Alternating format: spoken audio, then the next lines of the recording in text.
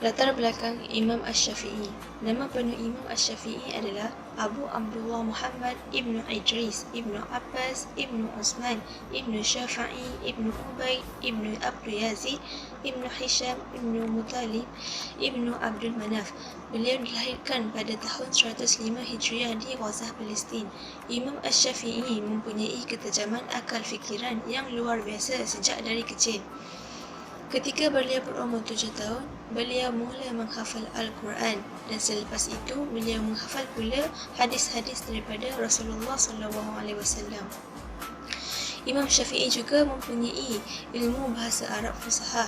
Di usia mudanya, beliau menuntut ilmu dari ramai fuqaha, bukan sahaja dari Mekah, malah juga dari Madinah, Yaman dan Iraq, sehinggakan beliau diminta untuk memberi pandangan dalam menyelesaikan masalah agama.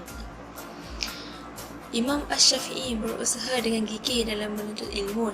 Akhirnya, beliau muncul sebagai imam besar yang mempunyai ilmu pengetahuan yang tinggi dan juga dapat memberi sumbangan yang tidak ternilai kepada umat Islam. Kepribadian Imam Asy-Syafi'i telah diberi pujian daripada ulama-ulama terkenal.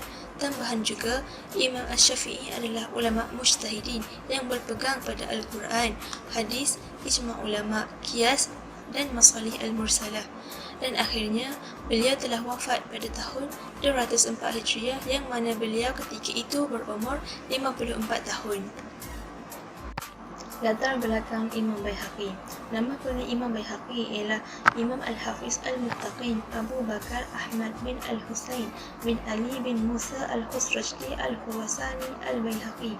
Beliau lahir pada bulan Sya'ban tahun 384 Hijriah yang bertepatan dengan bulan September tahun 994 Masihi.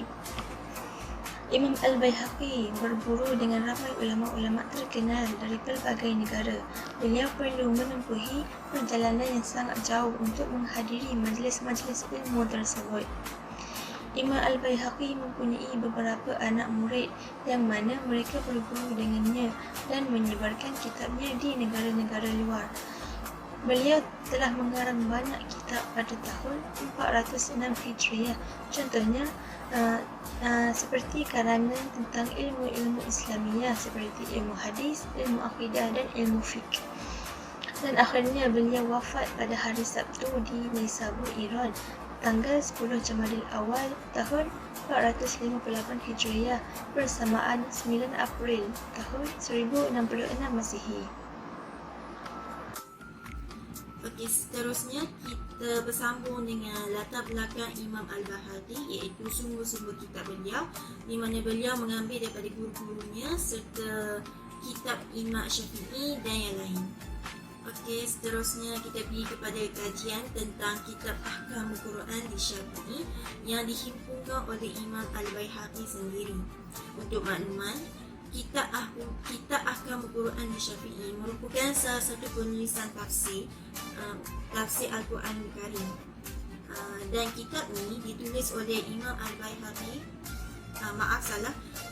Kitab ini ditulis oleh Abu Bakar Al-Baihaqi selepas beliau mengumpulkan pendapat-pendapat dan tafsir-tafsir daripada Imam Syafi'i yang ada pada penulisannya sendiri.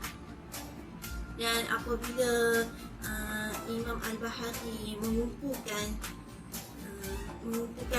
pendapat dan tafsir Imam Syafi'i, beliau mencantumkan atau memasukkan semua pendapat ini ke dalam satu kitab dan diberikan nama Kitab Ahkamul Quran di Syafi'i.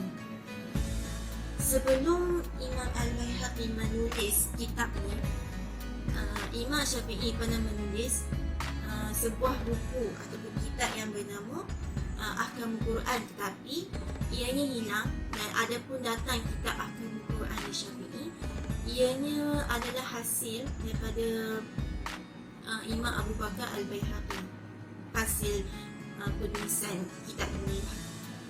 Okay, seterusnya, Imam Al-Baihaqi pernah berkata dalam satu penulisannya, katanya, aku telah mengumpulkan pendapat-pendapat Asy-Syafi'i dalam kitab Ahkam Al-Quran dan tafsirnya pada 2 jilid tersebut. 2 jilid kitab.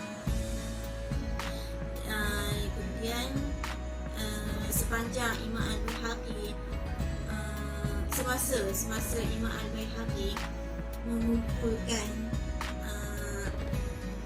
pendapat atau tafsir Imam Syafi'i, beliau meneliti petikan-petikan dan kalam-kalam Imam Syafi'i sendiri dengan secara teliti dan bersungguh-sungguh pada penulisan Imam Syafi'i dan penulisan-penulisan lain.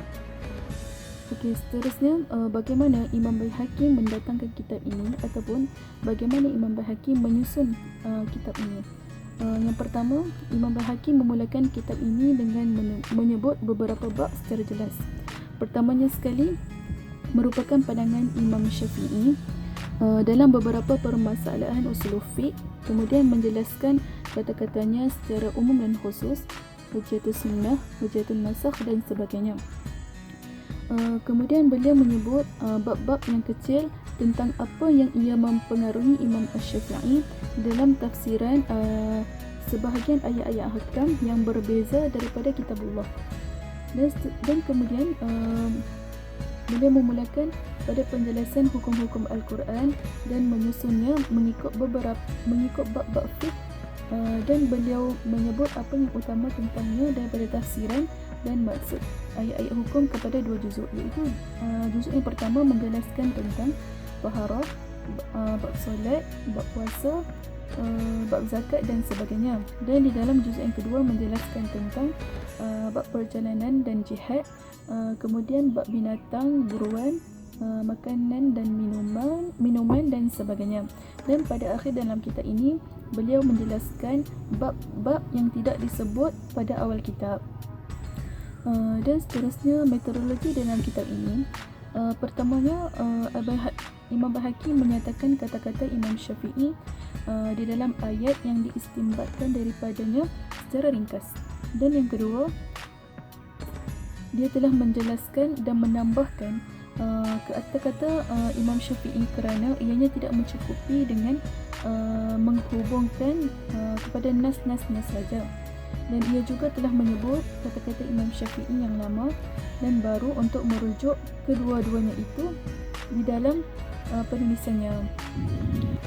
Begitu juga Imam Syafi'i mempunyai kaedahnya tersendiri dalam menjelaskan ayat-ayat ahkam, iaitu pertama, Imam Syafi'i menyimpulkan ayat-ayat Al-Quran dengan menjelaskan maksudnya daripada Al-Quranul Karim dan hadis-hadis. Dan yang kedua, Imam Syafi'i menyimpulkan kata-kata para sahabat tabi'in dalam menjelaskan makna-makna ayat Al-Quran seperti Ibn Abbas, Ibn Umar, Sayyidatina Aisyah dan sebagainya. Dan beliau juga telah menjelaskan maksud ayat-ayat yang kabur merujuk dengan Al-Quranul Karim, kata-kata orang Arab dan syair-syair mereka. Dan akhir sekali beliau juga menyebut bagi ayat-ayat yang ada asbabun nuzul. Itu sahaja daripada kami. Sekian, wabillahi taufiq wal hidayah. Wassalamualaikum warahmatullahi taala wabarakatuh.